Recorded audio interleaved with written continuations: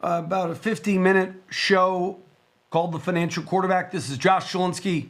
I'm your host. 17 plus years of financial planning expertise for you right now. You get to ask any financial planning question you have. A lot of people are giving free coaching, scammy coaching on the internet. We're here to answer your personal finance questions live. So we're going to go to Ms. Literacy. You're on with Josh Zielinski, the Financial Quarterback. Go ahead. Hi, Josh. Thank you so very much for taking this call and question. I am soon to retire, and I chose the 457. I'm not 65 nor 60. I'm kind of young because I started young, but I wanted to know, did I choose the right one? I didn't choose 401k. I chose 457, and since I chose that, I have over 50,000 there, but how would you recommend that I gradually take it out? Is it a certain amount that they provide out or take out and give me per month? Or do I select, and how much do you recommend we keep in? And well, you know the rest. Thank you. So first, I'm assuming you're a governmental worker if you're putting Yes, money into the 457. yes, The sir. chief benefit of doing the 457 as opposed to 401k is if you're a police officer or governmental worker and you retire earlier, you can take money out of the 457 without a penalty. So that's one of the chief benefits. Do any of those plans give you a match or not really? Yes, sir, they did. They give you a match into the They, 457? yes, sir. Okay. So, 457, 401k, do you have more money? Can you do both? Can you double up or not really? You couldn't afford that. Well, well, I'm soon to retire, Josh, like in a year. So I didn't want to start the 401. So then the 457 does make sense as the right vehicle. But I don't know. I don't know your tax bracket. Do you have the availability to do a Roth 457 or no? And that's what I was trying to tune in. I'm not familiar with that. In a Roth 457 or 401k, you put money in after tax dollars and the money grows tax free and you can pull it out tax free. So, how would we figure out if that's right for you? Well, I would look at your tax bracket, look at your sources of pensions, I'm assuming you have a pension because you're a government worker. Is that true Um, or no? that I'm not sure. You I may am. have a pension. So we have to figure Okay. out what your income tax bracket in retirement would be.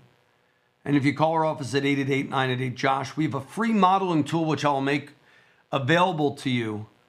It's a wealth simulation tool where you can model out. Now, we don't know exactly what the tax rates will be next year, but we can assume the Trump tax code, for example, is with us till about 2025.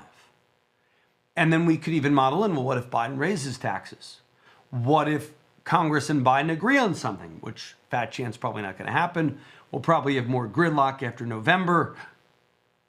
I have been hearing more and more people say the Senate's probably going to go Democrat, House may go Republican, but that still's a bit more gridlocky.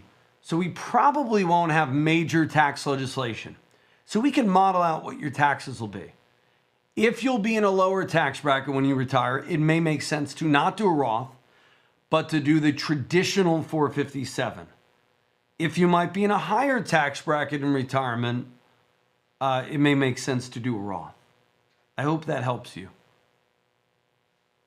It does, but part two of that question was, are they going to decide how much I get a month, or do I decide how much I get a month and take it out You would per decide. month?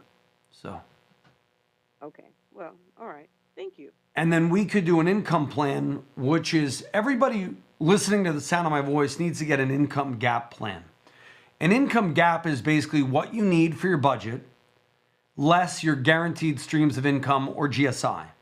So if you need 10 grand a month to live and your pension and social security gives you 5 grand a month, then you need to find ways to generate 5 grand a month of income from your 457 or 401k.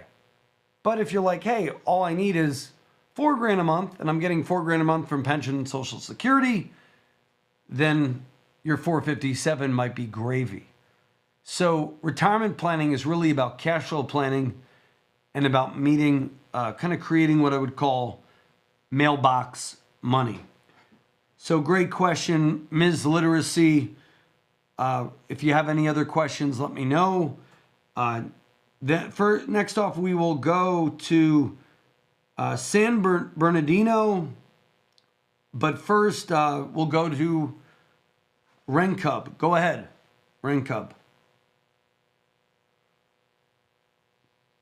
Kenneth, go ahead with your question. Okay, I'm sorry, I was kidding.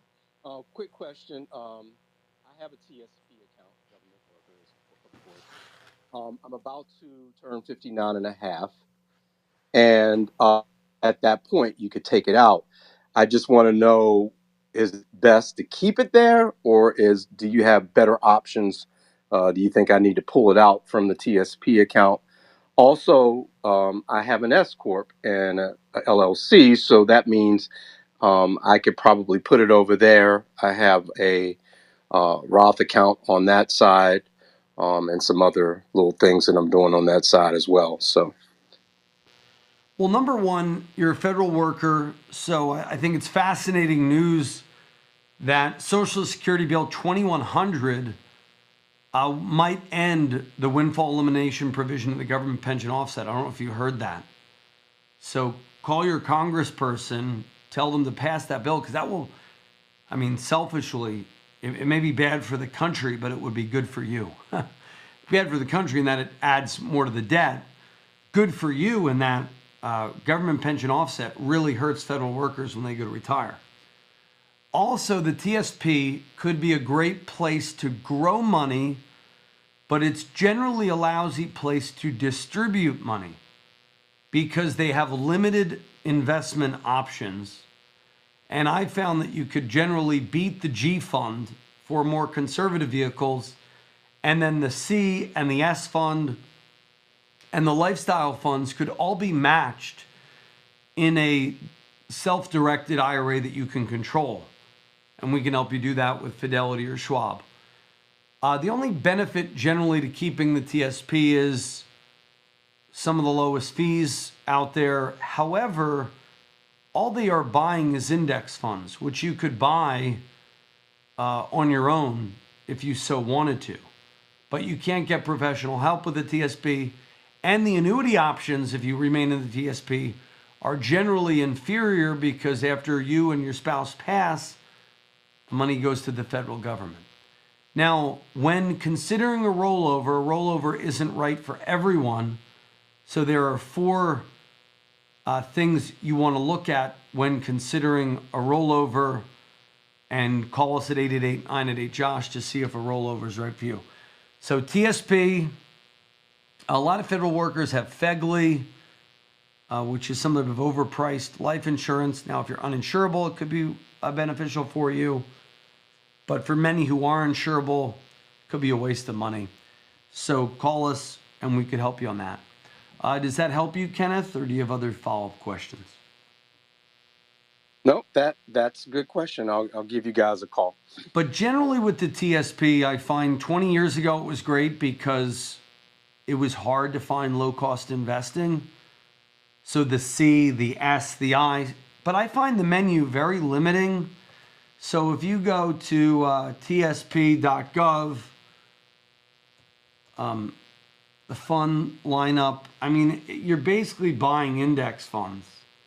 And your funds are, G is the governmental fund, F is fixed income, S is small cap, C is common stock, and then you have the life cycle funds. And then you have I, which I believe is international or so Yes, you don't really have, by the way, this is when the government says we want a fiduciary, this is how Congress people and senators kind of, view that. A very limited menu of options. But F, C, S, and I they all have risk. The only one that's risk-free is the G fund. And in reality, you can generally beat a G fund with a fixed annuity or treasury bought on your own. So I find that as people are retiring, they generally move money from the TSP to an IRA that they control. Does that help you? Yes, it does. Thank you very much, and I'll probably give you a call sometime this week. Also, the people they have sometimes helping you, they generally don't know about all the intricacies, and they just say, oh, well, the TSP has low fees. Well, yeah, well, so does everything now. You can get a low-cost brokerage account with Fidelity, low cost with Schwab, low cost with Interactive Brokers. We do it all the time for our listeners. So we'll take a short break, and then we'll be back with more of your questions. This is Josh Jelinski, the financial quarterback. Don't touch that dial. Guys, there's...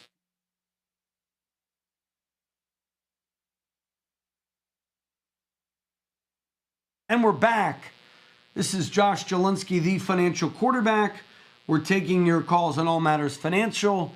Next, I believe Thomas had a question earlier. Go ahead, Thomas. And then we'll talk about Bitcoin and 401ks. Do you have a question, Thomas, from earlier?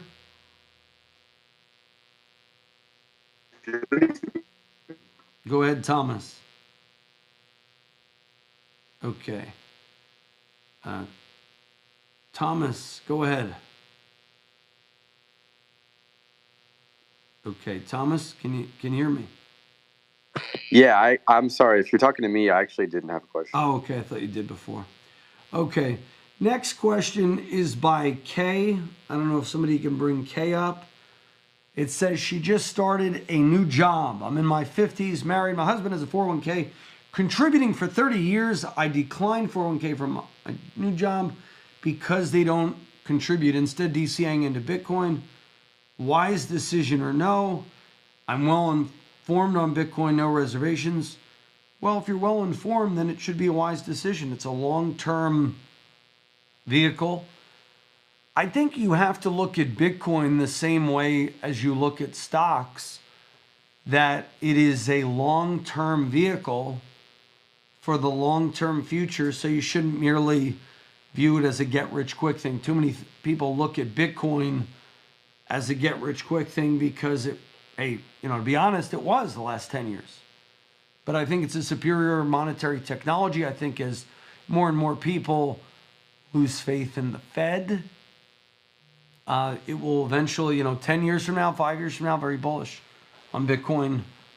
Short term, next few months, not as bullish, but you don't do things for short-term gain.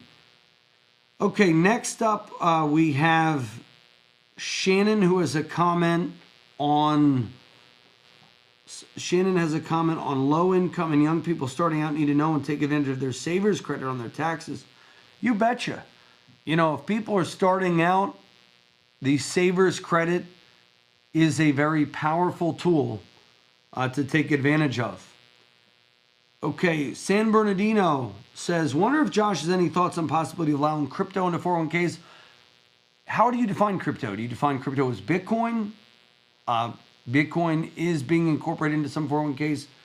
Crypto, not the biggest fan of general cryptos into 401ks. Lawmakers are introducing bills to allow Bitcoin in 401ks, but very few people really are doing it. So why? Because companies are worried about the liability aspect. And they have a fiduciary, rule that they got to follow and all that crap. So give us a call, 888-988-JOSH. If you need help, you'll get a free 27-point ultimate financial game plan for retirement. The beauty is we will be taking all of our listener questions, listener-inspired questions live on Clubhouse. Next, we're going to go to Jay Kem, who says, should a 401k with profit sharing be something they should consider converted to a Roth IRA before retirement? Should a 401k with profit sharing be converted to a Roth IRA before retirement? The answer is it depends on your income. Meaning if you're having a bad year financially and you're in a low tax bracket, sure, do so. But generally you wait till you retire to do the Roth conversions because you will be in a lower tax bracket. So folks, I'm Josh Jelinski, the financial quarterback. I'd love to meet with you, shake your hand, or do a Zoom call with you for free. You get 45 minutes of my time. My time's very valuable. We help. I was ranked in the top 100 of financial security professionals in the country the last 2 years by Forbes. And then number 4 in the state of New Jersey. Also best in state wealth advisor by Forbes Shook Research. And the powerful thing about the Forbes Shook Research methodology is they looked at both quantitative results and qualitative. Compliance records, customer satisfaction history, things of that nature. Although everyone's situation is different, and you should go to our disclosure page on our website for the disclosure on the awards we've received. And folks, we're here answering all of your personal finance questions, and we are live on YouTube. And we were also going to show you something called the inflation erosion of a 401k. So let's go to the map. We're going to go to my screen, my trusty handy dandy screen, and we're going to talk about erosion within a 401k from a tax and inflation perspective. So let's assume you have 50 grand in your 401k, and let's say your employer matches 4 grand, you put in 10 grand, and then your salary's 100 grand. And let's say you get that mythic 7% rate of return. Your 50 grand, if you contribute 10 grand a year from 25 to 65, will be 3.739 million. Everybody see the YouTube? Just go to youtube.com and search for Josh Jelinski, the financial quarterback. You'll be able to see a really powerful presentation. So what everybody hears about is save 10 grand a year, you get your employer contribution, you make 7% return, you get $3 million. And that's true. Now, if you start later in retirement, that 3 million becomes 807. So tip is start early. But we'll go back to 25 start time. Now, it could be you start at 30 and you retire at 67 and you have 3 million. But that's not the whole story. There are federal taxes being taken out. There are state or provincial taxes being taken out.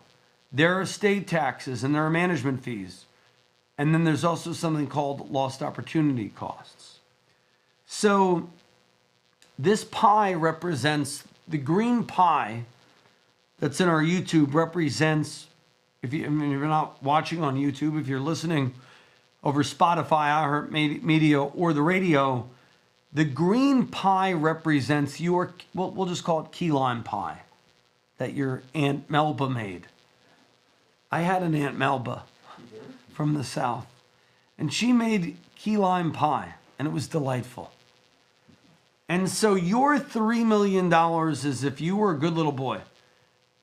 We had a guy, Dan, who called earlier, and he said, the 401k is age discrimination. Some say the 401k is a hoax. Some cases the 401k is a scam. Might be a little much, but a lot of people do not realize the negative's just the positive. You go to a workplace plan, they tell you you're going to be rich. Now, I want to be careful. The 401k is the chief savings vehicle of the middle class. So if you are, like Socrates said, know thyself. You got to know yourself. If you are not that disciplined and having 10 or 15% out of your pay taken out every week helps you save for retirement, do a 401k. Don't just do nothing. So I'm not using this to dissuade you from your 401k. I'm using this so you're educated and you're not like Dan, one radio listener, who says, we had age discrimination. No, you didn't understand what we call WEFs. What's a WEF? A wealth eroding factor. And there are 5 wealth eroding factors that I'm going to tell you about right now. Number 1, federal tax. Number 2, state tax. Number 3, estate tax. Number 4, management fees. And number 5, term and LOC. So number 1 is federal tax. And let's just say you were in a 24% federal bracket and an 8% state bracket, and the state taxes are non-applicable because your state's not big enough. So let's first talk about federal taxes. If you have 2.2 million in an IRA or 401k when you go to retire, you don't own 100% of that. You own 76% of it, the government owns 24%. Now this is very important. If you own, we're getting questions on the chat box, Bitcoin within an IRA or whatever, Bitcoin in a 401k. If Bitcoin grows to 100,000 a coin and you have your money, Bitcoin in an IRA or 401k, well, 24% of that is Uncle Sam's. That's illustrated by the red in the pie. Then you have the yellow or goldish color, 241 grand goes to the state coffers. So your average rate of return might be 8.29. Your net rate of return is 6.63. That's a 20% differential. Then if you are lucky enough because you did a good job in your life to have estate taxes murder. By the way, if you're in a state tax potential problem, you own a business of significance, you shouldn't even be doing a 401k almost because they'll just take a big chunk. Now you could do a Roth 401k because then you save on income taxes, but essentially you get 42 cents of your dollar back if you have an estate tax issue. For the average person, that doesn't apply. So I will kind of cut that out. Then we got inflation. Let's assume inflation is long-term at 3%. I know now it's greater. So when we add in inflation, the future dollars will feel like 1.1 million. So inflation takes out 468 grand. So it's incredible. It further lowers returns. Then let's say you have a high fee mutual fund that charges you, I don't know, 1.5% or something, or 1%. Maybe you don't mind, maybe you have GBTC where the expense ratio is like almost 2%. But I'll just say 1.5. You lose to management fees. So a lot of people are not getting ahead due to fees and taxation. And it almost does feel like age discrimination or a scam. It really is your financial advisor needs to be fired because they did not educate you on WEFs or wealth eroding factors. So when we return, we'll be back with Jay's question on profit sharing. This is Josh Jelinski, the financial quarterback. Don't touch that dial.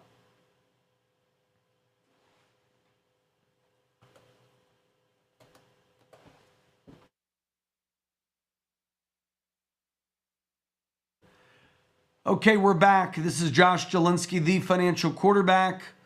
We're going to go to Jay, who has a question on profit sharing. Go ahead, Jay. Yeah, good morning.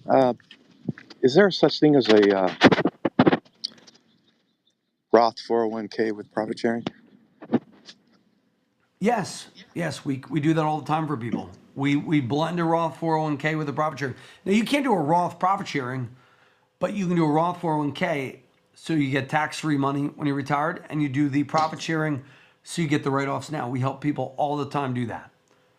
A lot of people don't do a profit sharing too. If you own a small business, you can sock away 60 grand a year, north of 60, and get a big write-off. You could also do defined benefit pension plans, and you can get like a $300,000 write-off.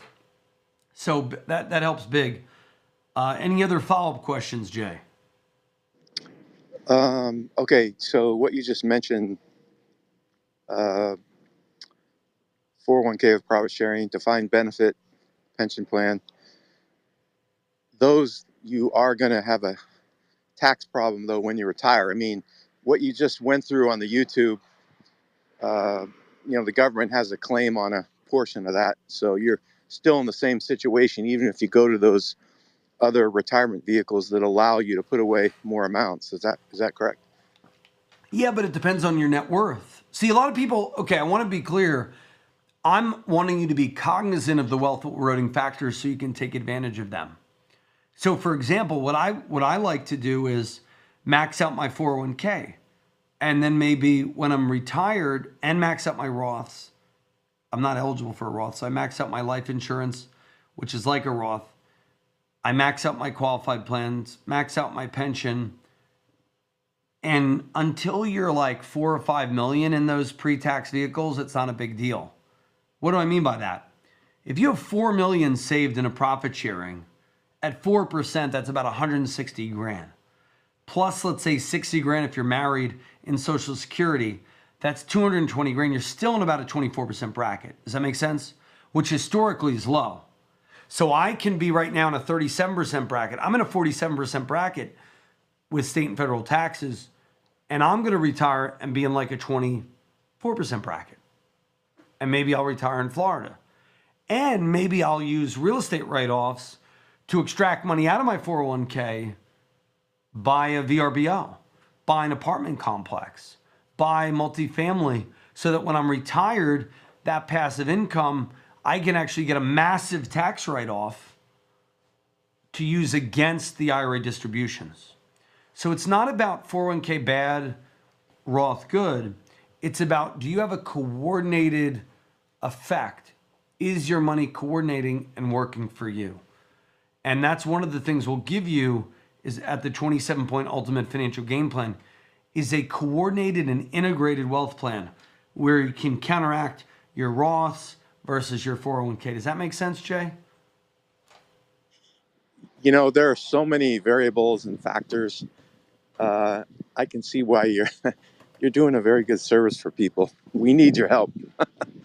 Yeah, it's not as easy as I'm watching, one of the top guys on TikTok, nice guy. He's a friend of mine. He's pushing some insurance plan. Okay, why? Because you're an idiot if you're doing a 401k. You should be doing life insurance. I say do everything. Does that make sense? Do the profit sharing, do the pension, do the Roth, do the life insurance, because you don't know. The government, right? They might change the rules on one of those things. So some people will look at it and be like, well, the government screws us, so don't do anything. For me, it's they might screw you 50 years down the line, so accumulate as much as you can. Like I'm with many clients every day who have money, and they came from negative 60 grand in credit card debt, 50 grand to their name, and they grew a $2 million portfolio in their 401k. And now they're complaining about the 401k taxes.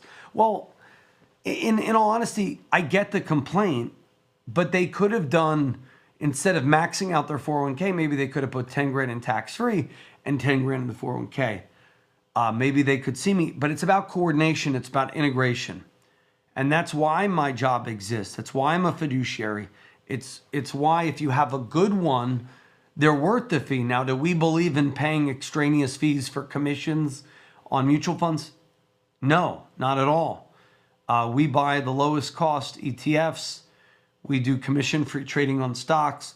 But we do believe there is a value to paying a professional for coordination, integration, minding your plan, all of those things, tax planning, for example, cost segregation analysis.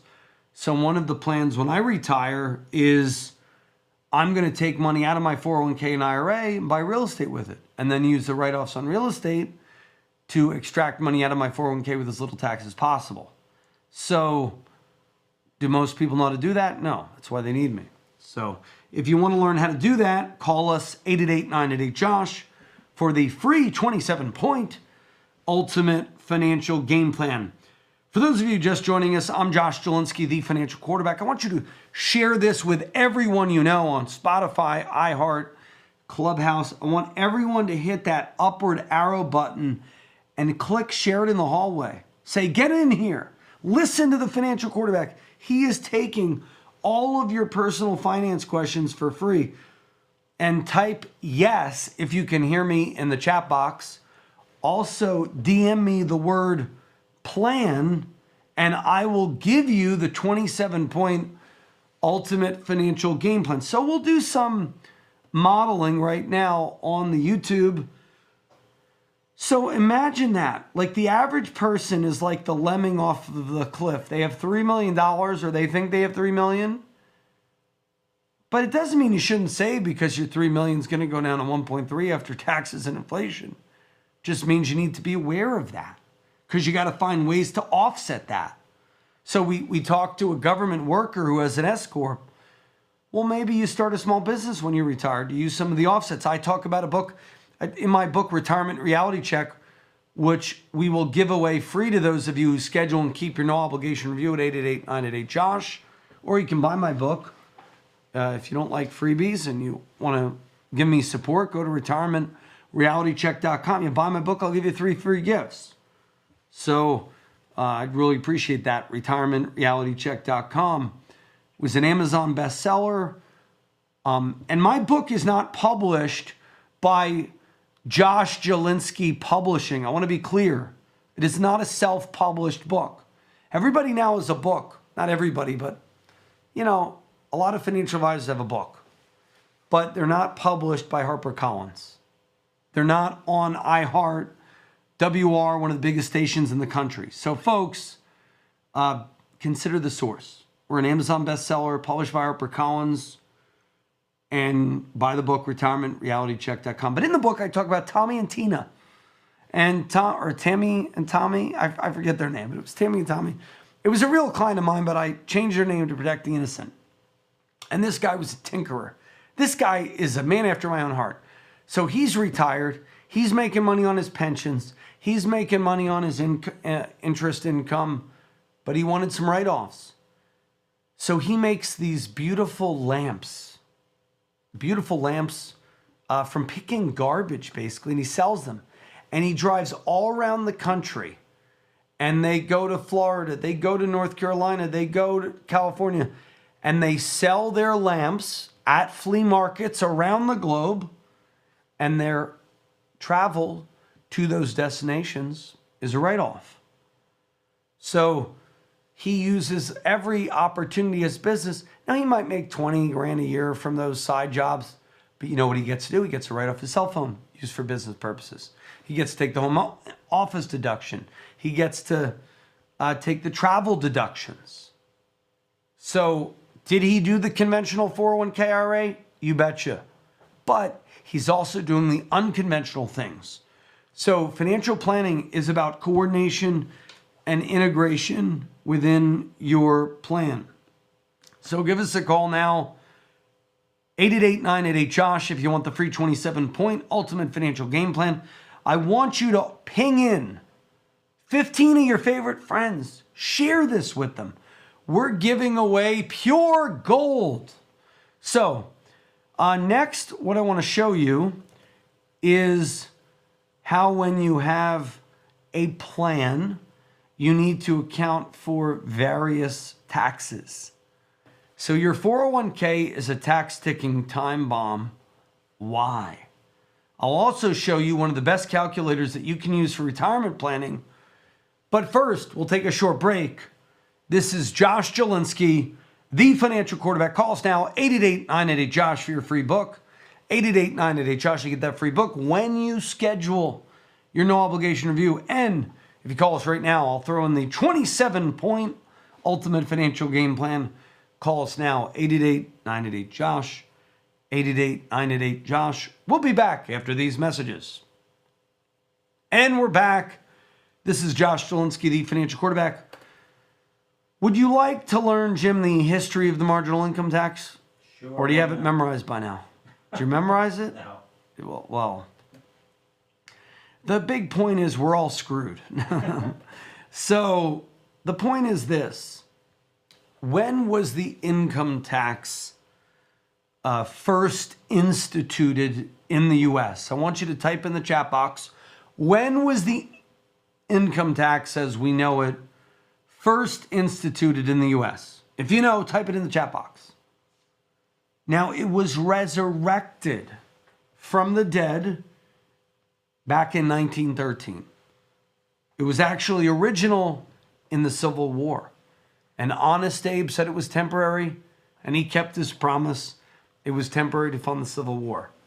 But Woodrow Wilson and the Progressive Era, Dewey and the Progressives, literally said, you know what, this is going to be a temporary thing to fund all of these progressive things that we want. And we're only going to tax you 7 cents of every dollar. Doesn't sound like a lot. Sounds like what they do when you go to the grocery store. So I'm going to talk more about the income tax, but first we're going to go to the question from Will C. Josh, what do you recommend with this market dip? People considering the backdoor Roth? Perhaps traditional IRA or rollover IRAs backdoor into Roth? Yeah, definitely. Take advantage of the depressed rates to do a Roth. Now, some people do Roths now, some people do Roths later. Here's the thing. If you believe, like I do, that we will be in a higher tax bracket, a Roth conversion could be right for you. If you're in the highest tax bracket, I don't normally recommend it, but that's why you got to call us at 888-988-JOSH for the Is a Roth Right for Me review. So let's go back to the history of the marginal income tax. So let's say you made 100 grand. So the way the marginal income tax works is you can look at the top marginal income tax rate in Canada, where they also have a tax deferred plan, and you can calculate income tax to calculated rates. But let's do the top marginal rate. So it started at 7%, then it shot up to 67 cents, and then as high as 70 cents on every dollar at the end of World War I in about 1918. And so Woodrow Wilson jacked up taxes. But you know who lowered them? Reagan's favorite president, Silent Cal, the Roaring 20s. They were a roaring because people didn't have to pay as much taxes. The highest marginal rate was around 25 cents on every dollar in the 20s. And then FDR came about, jacked them up to pay for his New Deal. Many economists now say that FDR's actions prolonged the Great Depression. Don't want to get into a political debate between Republicans and Democrats. But in the 30s, FDR jacked them to 63%. In the late 30s and early 40s, they were as high as 80%. Then Truman and FDR, they were as high as 94%. And they remained at 91 cents in every dollar until JFK lowered the marginal rate from about 90 cents on every dollar to 70 cents. There was a reason Ronald Reagan became a Republican. He was in Hollywood. He stopped doing movies because the marginal rates took so much from his income. Now you might say, well, that's marginal. That's those people that are at the highest brackets. Yes, but your 401k, and the reason why this matters to you financially, your 401k, when you take a withdrawal, when you're 72 or 75, will be on your highest marginal rate. So you might be in a 12% bracket now or 24% bracket now, but when you take distributions, you may be in a 37% bracket. So you just have to be aware of your tax strategy. Here's a question I want everybody to jot down right now. Are you doing it, Jim? Yes. Jot this down. No, you're lying. Pick up the pen. Write this question down. Do I have an exit strategy on my 401k? Do I have a distribution plan on your IRA? Meaning, I'm not saying throw out the 401k. Don't throw the baby of tax-free growth out with the disgusting bathwater of taxes down the road. Preserve the baby and throw out the bathwater. So back in the old days, we were driving around Cape May, and they often tell you, you ever go on a horseback ride in Cape May? It's lovely. Jim, you've never done that? No. Take your wife. You love your wife, right? Of course. Take her on a nice romantic carriage ride in Cape May this fall, or for Christmas. Christmas, it's nice because they light up all the houses. You can have some hot cocoa, or bring a blanket, cuddle up, and you'll say, Josh gave me this nice idea. Josh told me to do it. So when you're driving around Cape May on horseback, the horses kind of trot around with their, heels on the pavement. And occasionally some 20-something, generally they seem to be young women. Occasionally there's some men with top hats. And they dress like old-fashioned character actors. And they tell you about all these stories.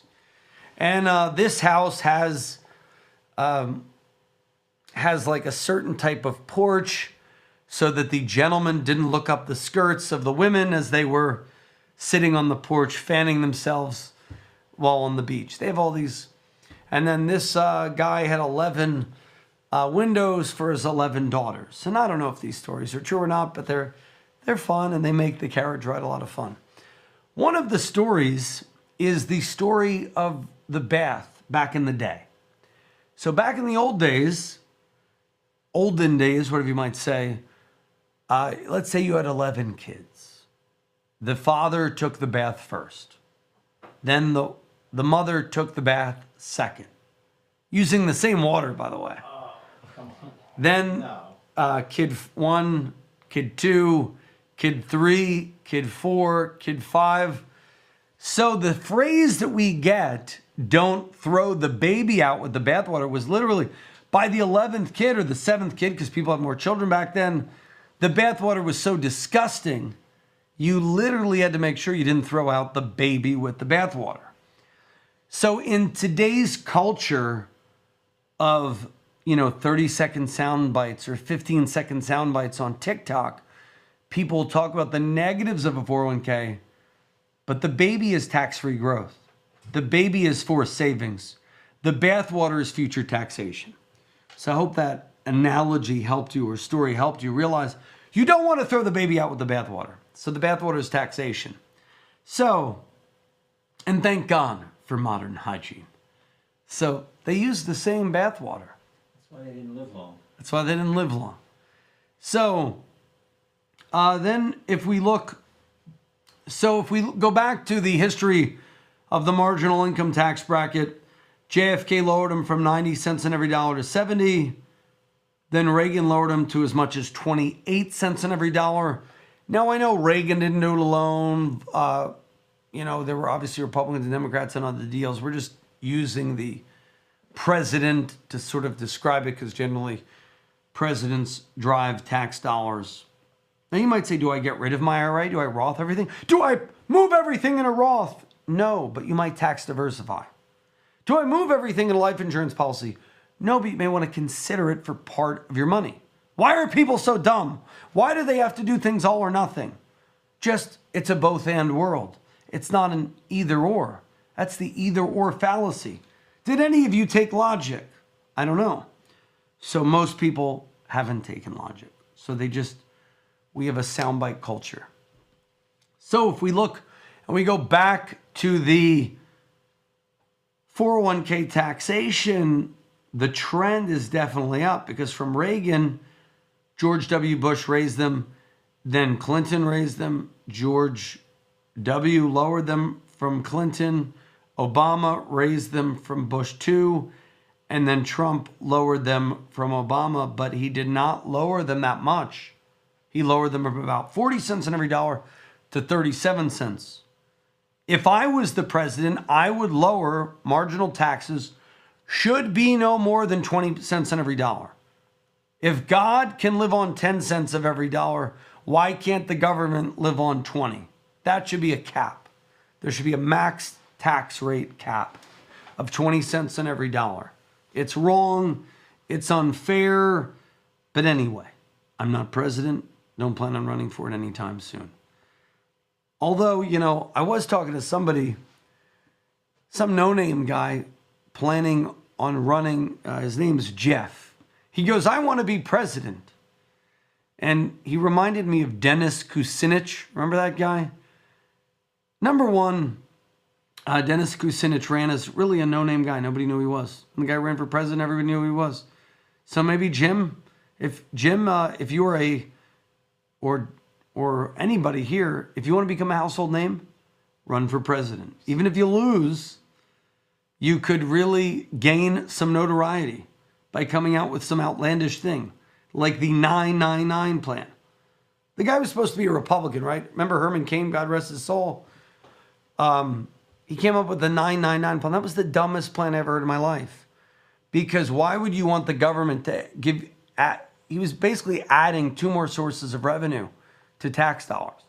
And if as soon as he was gone and somebody else would come in, they would raise it and it would be 20-20-20 or 6-6-6 or 60-60-60. So to me, I love the idea of a fair tax, of like a national consumption tax, but I personally am more in favor of a flat income tax because it's the whole plan. Now we got a question from George. We will go to George after the break, final break of the hour. This is Josh Jelinski, the financial quarterback. Don't touch that dial. And we're back. This is Josh Jelinski, the financial quarterback. We have a question from George, my good buddy. We got to bring him up. George has a comment on 401ks. The question was, he said, good show. Question, shouldn't you take advantage of your company match on the 401k if they're matching? Yeah, you betcha. I don't know, I'm in the you betcha phrase today. But definitely, you got to do it. So, yeah, why give up free money? Now, it's not exactly free money because the dollar that they give you in match will be taxed. You'll lose probably 50 cents on that dollar they give you in inflation and taxation. But don't turn aside the company match. If your company's matching you 3, put in 3. Put in 6. Build something. Here's the thing. If you want to become financially successful, I don't care what you make. You can make 20 grand a year, 30 grand a year, 50 grand a year, 100 grand a year. Save 10 to 15% of your pay. You might say, but I can't, Josh. You know what? I have a wealthier client who came from nothing, worked for the federal government or state government. You know how he made his money? He said, Josh, I listened to you 17 years ago. The guy listened to me. And I go, do you have internet? He goes, no, Josh, I listened to you. He goes, I use the internet at the library. This guy is $1 million+ from nothing, by the way, made no more than 50 grand a year because he saved religiously. He brought a thermos to work, brown bagged his lunch, rented movies, not from Netflix, but from the Ocean County Library card, even did internet from the library. And he has a better marriage because he's not looking at the phone all the time. His kids love him. And now he has over $1 million saved on a regular salary because he was frugal. Remember the frugal gourmet? I remember him a little bit. I was a kid then. But frugal gourmet, my father used to love watching the frugal gourmet. Now we have the frugal financial quarterback. So if you go, Josh, I can't do it. I can't save it. I don't have 2 nickels to rub together. Well, you know what? Buck up and save. Do you need 10 pairs of shoes? No. Right, Ben? You may look cute in those, purple shoes. But you know what? If you took that and you just saved it religiously, you'd become a millionaire in 20, 30 years. People don't realize that. Starbucks is causing many of you to go broke. Who needs to pay $6 for a cup of coffee? You Yeah, but I've already attained a measure of financial success. It's not about me. It's about the listener. Yeah, if you have $1 million plus to your name, you can do Starbucks. But here's the thing. If you want to become a financial success, you know what? People made fun of me in my 20s. My friends made fun of me. I looked like I was poor. I drove a beat up Hyundai Excel, and I tied the muffler to the bottom of the car with metal wire. So people know, like, you know, I'm sometimes a toughened kind of old codger, old soul. Jim said, you remind me of my Italian grandmother. You know what? Your Italian grandmother had good values of cheapness and thrift. Now, she didn't generally have a lot of sympathy, right? Because she maybe had sympathy if you really got hurt. She's loving, but not for like dumb stuff because you did dumb stuff with your money. I was raised by people like that. So I saw my parents go bankrupt because my mom had to keep up with the Joneses. She valued, and I love my mother. God rest her soul. She's the greatest woman I ever met in my life. However, besides my lovely wife, but she viewed money as a way to assuage her lot. She had like retail therapy, you know. Oh, I'm poor. I'm not going to do anything with my life. I'll never amount to anything. So I might as well buy a stupid toaster on QVC. Wrong. That's the precise reason you're not going to amount to anything financially. She amounted to much as a family person, as a member of faith. Hey, you have 3 big things in life: your faith in God, your family, and your finances. You may be a loser on your finances, but if you love God and you love others and you love your family, you're a winner in my book. So this is the 3rd priority of life, finances. But a lot of people do struggle with finances. And I find that it's because they can't say no to a child, a spouse. My father, he let it happen. He couldn't say no to his wife. He'd rather have peace with his wife than financial freedom. You know what? That's a lot of people, right? Why do you want to get in you know what? But he had a nice life, you know? I can't fault my father. God bless him. You know, he ate his, what he used to do, Jim? He used to walk down the street. Did he walk or did he drive? Where? He used to walk down the street for those dumb, gross apple pies. They weren't even real apple pies, but they were like those dollar store, you know, tasty cake apple pies. Yeah. No wonder why he died at 71. And he had a lot of medical bills. So there are things that you can do. My father and mother were the greatest people in my life. However, they struggled financially. So I became the financial quarterback by watching what they did with their money and doing the opposite. You know, people rebel against their parents. I rebelled against my parents, not morally, ethically. I believed in what they were, in the values that they espoused. But I rebelled on their money because I was like, why are they struggling? You know, you don't need cable, right? That's $100 to $200 a month. You don't need Netflix. That's like $20 a month. You don't need certain things. So right there, I just saved you $220 a month. If you cut it, cable, internet, phone, you keep your cell phone, and you get rid of Netflix, and you don't need a new car every so many years. But they, you know, one time they leased a car, which leasing, some people say, is fleecing. I would generally agree, because if you go above the mileage, unless you know you're only going to have a certain amount of miles driven, a lease is generally a bad idea. So they kind of made every bad financial decision you could possibly make. So they leased cars, then they were against it.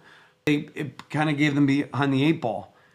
They did not buy disability insurance, so they got disabled. They bought life insurance at one time, but then they listened to somebody who told them to cancel it. Then he had a heart attack. Then nobody insured him.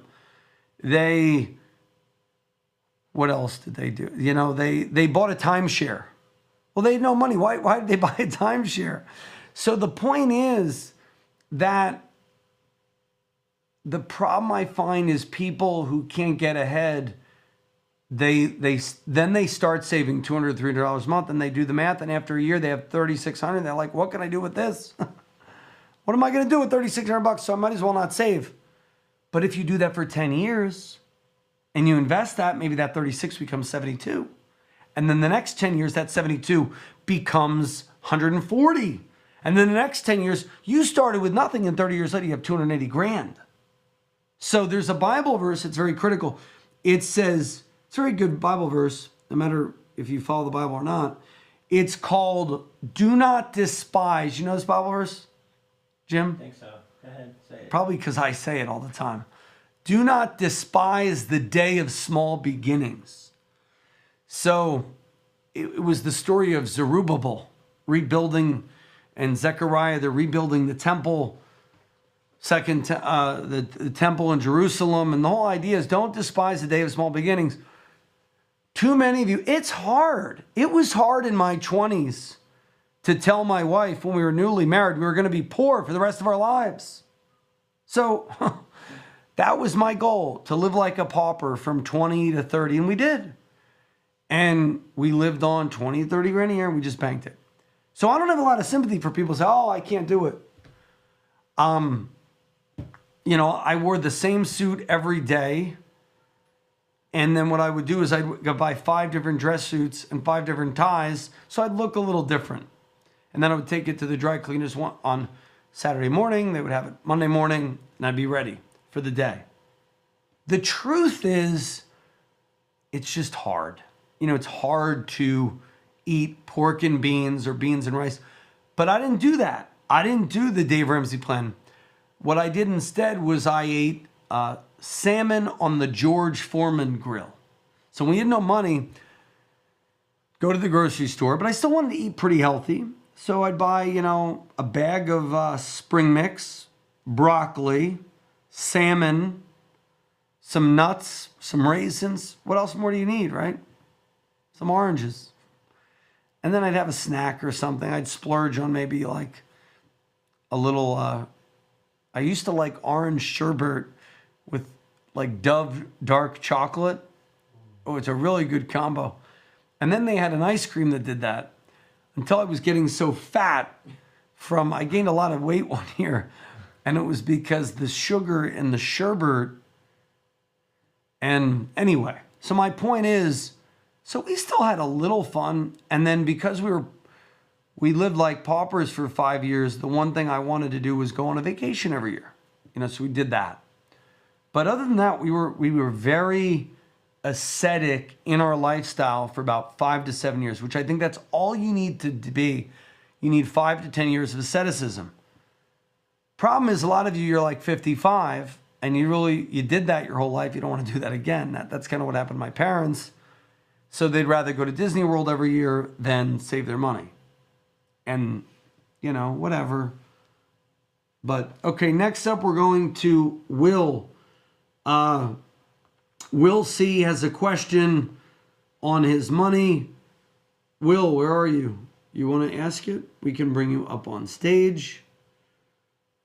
He says, is Oahu the best island to own property on?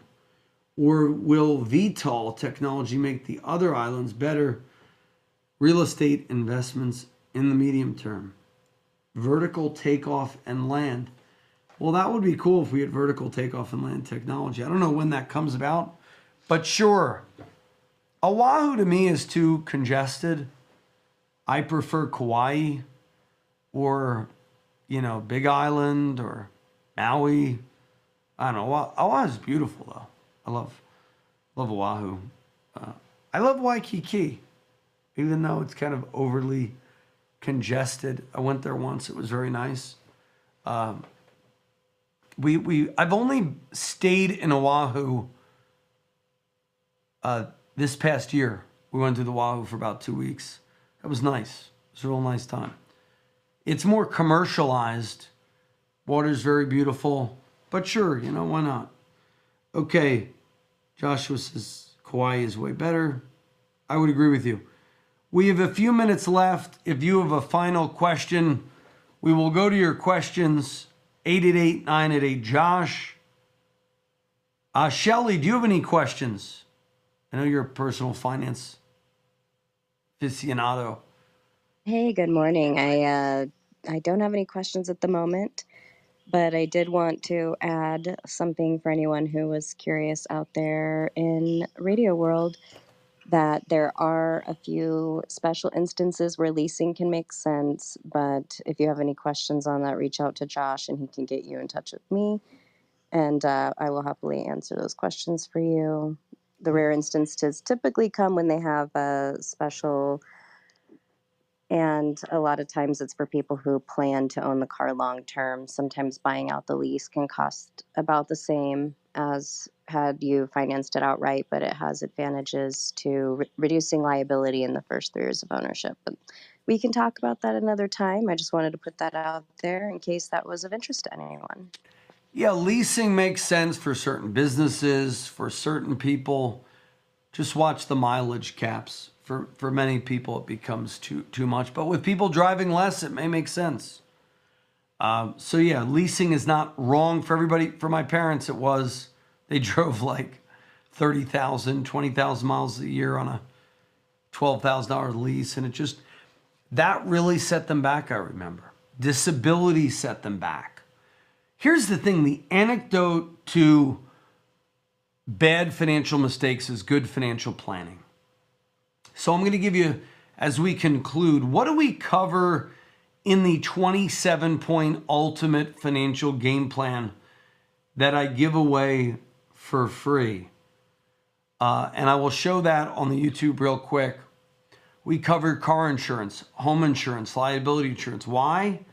This is your first line of defense if you get in a car accident, your home burns down, or you get sued.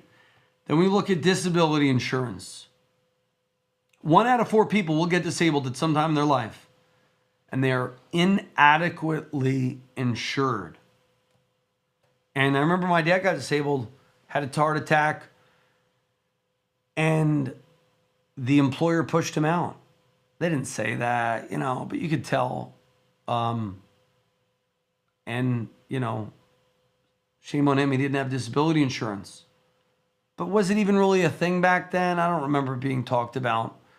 But everybody should try to get disability insurance. Medical insurance.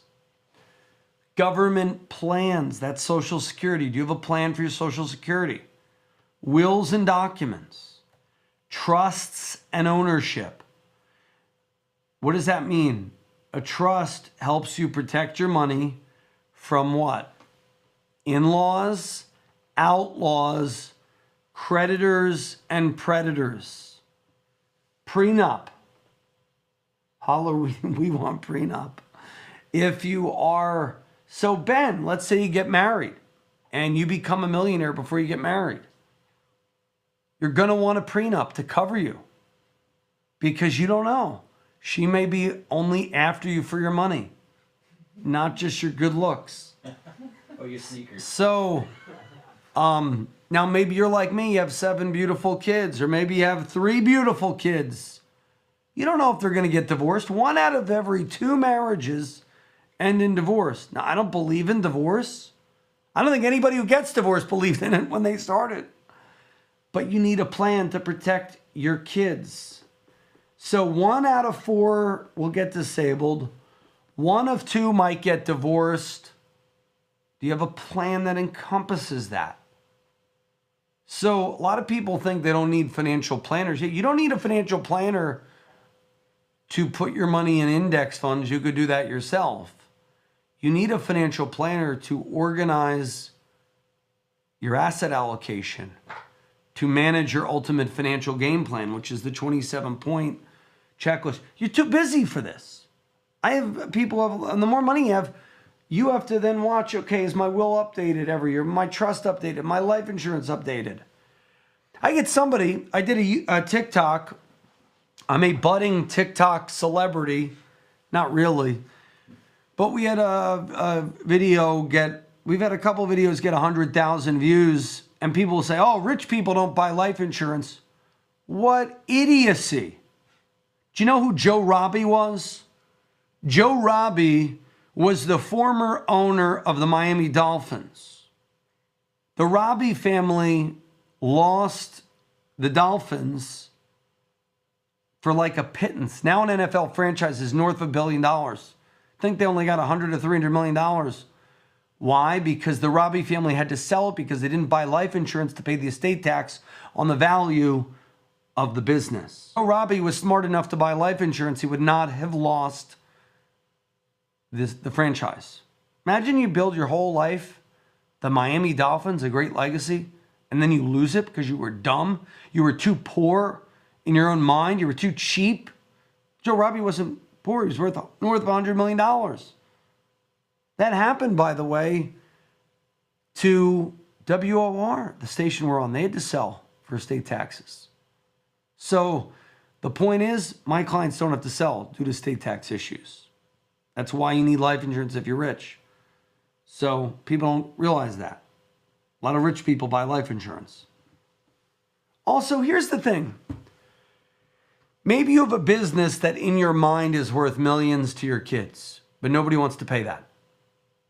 If you die and your business is reliant on you, so who's going to buy out your spouse if you die? To keep the lights on. So what'll happen is if you have a small business, nobody wants to buy it. So, someone might value their business as a high value number, but without life insurance, someone will take advantage of that saleable value when you die. So you need life insurance, you need trusts, even if you have money. So then, also covered in the 27-point checklist, not only the protection, so think you have to build a moat to protect your castle, you got to stock that moat with alligators, but also savings vehicles, tax-free versus tax-deferred. So we look at checking accounts, savings accounts, credit unions, savings bonds. Everybody's talking about I-bonds. I was talking about I-bonds a year ago. Where have you been? Tax-deferred accounts, tax-free, and even tax-deductible. So balancing tax-deferred and tax-free. Then we look at the growth quadrant. All this is in YouTube. There are 5 components of financial planning. The purple is protection, the orange is savings, the blue is growth. Bitcoin and stocks follow in the blue. But if you don't have purple, do not pass go, do not collect $200 like in the game of Monopoly. We will give you a board game for your money for free. It's not an actual board game, but it is a 27-point checklist where you can see, where am I weak? Talking to people, they had to sell their stocks. Well, you didn't have to sell your stocks, did you? You only had to sell your stocks or your Bitcoin if you were an idiot and didn't have proper insurance, proper safety net. Then you can HODL your long-term risk assets. HODL, if you don't know, is hold on for dear life. There's a reason it's called hold on for dear life. It's because there are times where you get scared.